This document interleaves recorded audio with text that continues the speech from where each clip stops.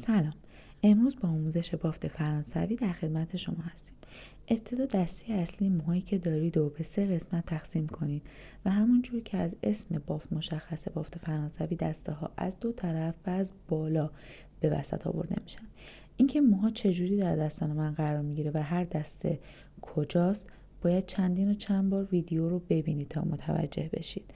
ما بافتکارا از یک تکنیک استفاده میکنیم به اسم تکنیک قفل دست که تو هر بافتی متفاوته. مثلا تو بافت فرانسوی تکنیک قفل دست اینه که ما با انگشت اشاره و انگشت شست بافت رو هنگام جابجایی دسته ها فیکس نگه میداریم تا بافتمون از بالا تا پایین به یک شکل و بدون شل و سفت شدن باشه. این نحوه تکنیک دست حتی توی بافتای کف سری فرانسوی ماشینیون زدن خیلی راحته. پس هر روش دیگه‌ای بلدین رو میتونید کنار بذارین و با این روش تکنیک دست به راحتی بافت فرانسوی بزنید. بافت فرانسوی درست این پترن رو به شما میده.